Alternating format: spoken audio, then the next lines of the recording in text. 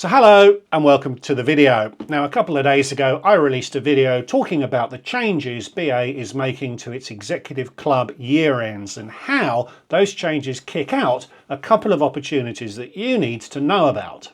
Those changes are annoying, but the opportunities are quite significant. I originally intended to flow seamlessly on to talk about some of the tier point run opportunities that are actually out there, but if I had done that I would have ended up with a video that's over 30 minutes long, and looking at this face rabbiting on for that long is going to be tough for anyone, including me. So I've split the video into two, and if you haven't seen that first video you should probably give it a quick watch. So in this video I'm going to talk about some of the tier point run opportunities that are out there at the moment that you can now take advantage of given the changes to your year end, and I'll talk about what I think I'm going to be doing myself. So if that sounds good, stick around. Hi, I'm Matt and this is Matt's Planet. I aim to entertain, educate and inspire with my travel adventures from planning to execution. I'll show you how you can travel in style for a lot less than you'd think. So subscribe so you can come with me. So 80-ish% of you are going to have an extended grace period as a result of these changes, and all of you are going to find that grace period starting sooner than you might perhaps have thought. So what can you do? So the second big opportunity I mentioned in that first video is that the BA Holidays double tier point promotion will now overlap with everybody's grace period. So let's look at that first. Now a qualifying holiday has to start within the United Kingdom, which for the purposes of this promotion includes Jersey. So you're going to be looking at ex-UK pricing, which is always a lot more expensive than ex-EU pricing. So doubling your tier points via a BA holiday doesn't always present a significant price advantage versus taking an ex-EU trip. And as a general rule of thumb, if you can get tier points in bulk for less than £2 each, you're doing pretty well for 2024-25. So that means going for gold status would cost you perhaps £3,000 and going for silver status would cost you perhaps £1,200. So getting tier points via a BA holiday may not be the absolute cheapest way of getting them, but it does give you a potentially significant advantage in terms of the number of flights that you need to take and the amount of time you need to be away taking those flights. So here's an example: Jersey to Las Vegas with 5 nights at the Rio in May, which is coming in at £2,360. Other hotels are available, quite a few of them are still under the £3,000 mark, and there's not even a sale on at the moment. That's actually quite a good price. Now BA Holidays will assume that you'd want to get to Vegas with the minimum faff, so will only offer you the more direct flight options. So here you'd earn 40 plus 140 tier points for that journey, so that's 180 one way, which doubles via the return leg and then the doubling through the promotion to give you 720 in total. That's less than half of what you need for gold, and it would be quite an expensive way of getting to silver. But if you separately research flight options using something like ITA Matrix, you can often find a much more complicated routing that still fits within the conditions of the fare. For example, flying from Jersey to London to New York to Los Angeles to Las Vegas. That would be 360 tier points each way, which would double to 1,440. You'd then need to call BA Holidays with the flights that you found on ITA Matrix and the hotel that you'd found on BA Holidays and ask them to merge them together to create a holiday booking for you. The price may move a bit by a couple of % up or down, but it's certainly not going to double. And it's not always as easy to do this as I've made it sound, although often it actually is. So that's 1,440 tier points, and if you add a separately ticketed positioning trip in club from say London to Jersey, that would add 80 tier points, giving you over the 1,500 that you need, and you ought to be able to do all of it for quite a lot under £3,000, even if you stayed somewhere a little posher than the Rio. So you could get gold status for less than £2 per tier point in only 6 or maybe 7 days of travel, with a nice holiday in Vegas thrown in.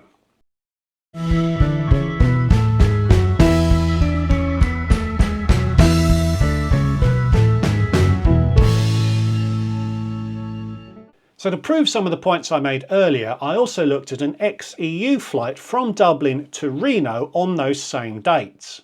There's still casinos in Reno, don't worry, but the smaller West Coast cities are currently cheaper options for that XCU from Dublin than Las Vegas is.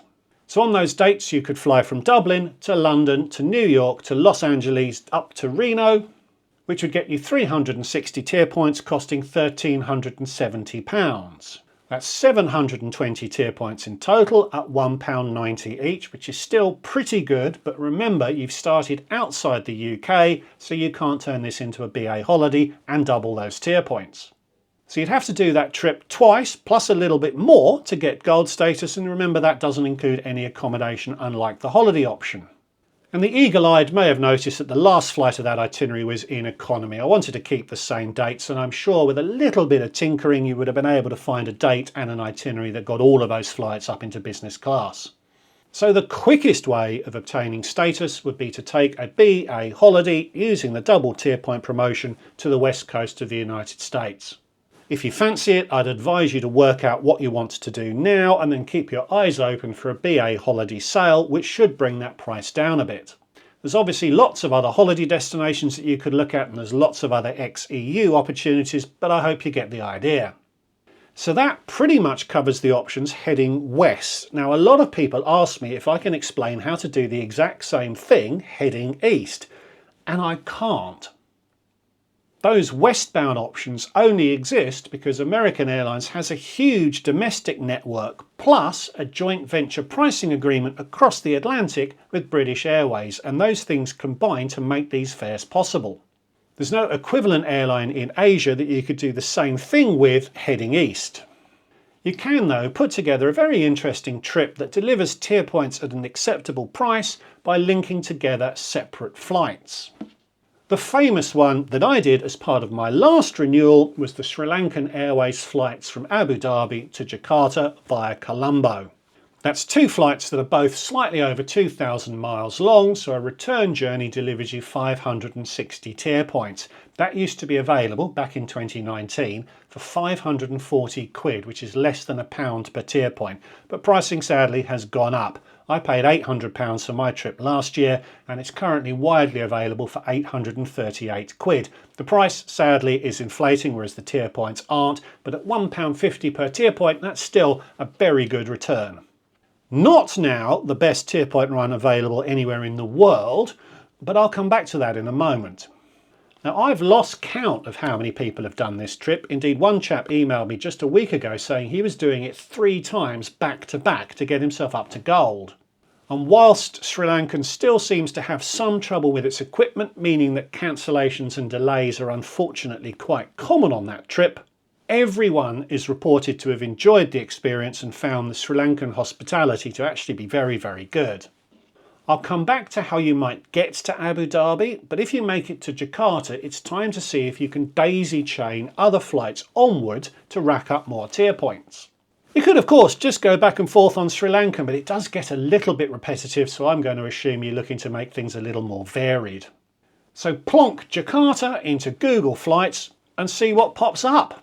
Back in 2019, Sapporo in Japan was the go-to onwards destination on Cathay Pacific via Hong Kong, which again were 2 flights just over 2,000 miles each, which delivered you 560 tier points and back in 2019 could be had for about 960 quid.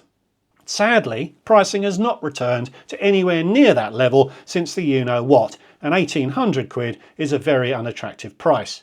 But as you can see, I'm hovering over Taipei, which costs £728 in business class from Jakarta and earns 180 tier points each way on Cathay Pacific, so delivers tier points at a whisker over £2 each. That's not brilliant, but it does position you for what is now probably the best tier point run in the world. Taipei to Kuala Lumpur is a smidge over 2,000 miles. And you can see there's a large number of Southeast Asian destinations showing at well under £500. Taipei to Bangkok via KL is 433 quid, which delivers 360 tier points at £1.20 each, which is spectacular for 2025. All of the destinations shown here, even Manila, are Malaysian flights via KL. There's three quick points I'll make which you'll find pretty quickly if you start looking at this. The first is that flight from Taipei over to Kuala Lumpur is almost always operated by an A330, which is a wide body with a pretty decent business class seat. The second point is that the flight from KL back to Taipei is an early afternoon departure, and relatively few of these destinations allow you to connect in the same day. I did find that option available from Singapore and Jakarta. Otherwise, you'd need to do an overnight in Kuala Lumpur before connecting onwards up to Taipei, and that might just add another night to the trip. And thirdly, you may need to stay in some of these cities for 2, perhaps even 3 nights to get the price that low. There does seem to be a minimum stay requirement for the cheapest of flights. If you're getting a higher price, lengthen the stay by a day or perhaps even 2, and the price should come down. So Taipei is the new Abu Dhabi when it comes to being the home of the cheapest tier point run in the world. But getting to Taipei is even trickier than getting to Abu Dhabi to start that Sri Lankan run. Anyone who lives in either of those cities is going to be quids in if they're trying to renew. There is one option I found that will get you to Hong Kong, starting from either Frankfurt or Paris via Amman and Bangkok on Royal Jordanian and then Cathay Pacific. That delivers 640 tier points for the round trip, but costs about 1,500 quid, which at £2.40 per tier point isn't dreadful, but it's about the cheapest way I could find of getting you anywhere near Taipei if you wanted to head directly there to pick up these flights. So what am I going to do? Well, as regular viewers of the channel will know, I'm a bit odd. As I make videos about all of my trips, that West Coast BA holiday option isn't really that attractive because it's not many flights and it's going to be the same going out and back. So I want to take more flights to make more content versus taking as few as possible. I'd be all over a 5-night Vegas holiday if it was just me, but as I've got to think about the channel these days, that's not going to be an option. And in general, I find the United States to be an extremely expensive place to travel to these days. Not perhaps the cost of getting there, but the cost of doing anything when you are there. A dreadful motel somewhere grim can cost you more in the States than a 4 or 5-star hotel does somewhere in Asia. And a relatively ordinary Big Mac meal can cost you as much as 14 quid in California these days, whereas Asia is full of delicious street food that might cost you only a quid or 2. So dear viewer, for my renewal next year, I'm going to head east. I really enjoyed my time on Sri Lankan Airways, so I'd look to do that again. I quite like Cathay Pacific, particularly the lounges in Hong Kong, so I would look to take them onwards up to Taipei. Then I would look to take one of those Malaysian options back across to Southeast Asia. Bangkok, maybe Singapore, I don't know. That's not going to be the quickest possible trip given the days it's going to take me to get around, particularly as it's always wise to build in some overnight buffers between flights in case of delays and disruption. Plus, I'm quite keen to spend a couple of days in Taipei. I have been there before, but it was about 20 years ago and I really quite enjoyed it. But I should be able to get 1,500 tier points out of one trip, even if it takes me 10, 12, maybe even 14 days. But it would make for an excellent, exciting holiday, and it's probably not that much longer than taking 2 XEU trips to get the points the other way, particularly when you take into account the time you'd need to spend positioning for those flights. So the remaining unknown for me would be how to get to Abu Dhabi. A lot of people are planning trips to Bucharest or Sofia, which is a short haul plus destination on BA delivering 80 tier points each way. And if they can turn that into a holiday, it doubles up to 320 tier points, which is often very cost effective and delivers tier points at a very good rate. They would then bridge across to Abu Dhabi using points to redeem on Qatar perhaps, or by buying a cheap flight. Wizz Air will get you between Sofia and Abu Dhabi and back again for only about 130 quid these days. So 5 separate tickets could be lined up to deliver 1,600 tier points at £1.61 each, which in 2024 is pretty great, even if it's slightly too many tier points. And remember, that doesn't include accommodation, unlike that earlier BA holiday example, but as I mentioned earlier, accommodation in Asia can be really cheap. So if you're not actually staying in Sofia, how do you turn it into a holiday? So the terms and conditions were tweaked not that long ago, such that you now have to pick up the car or check into the hotel for the trip to qualify. But there are lots of reports of people taking shortcuts. The people behind the car hire desks in Sofia and Bucharest airports are now so used to people showing up and not actually wanting the car that they can be quite surprised if you do actually want to drive away.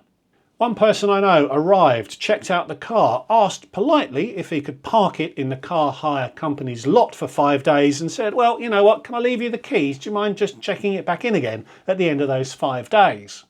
And there are similar reports of people checking into a hotel and then calling up 5 days later to say, I've gone, please check me out.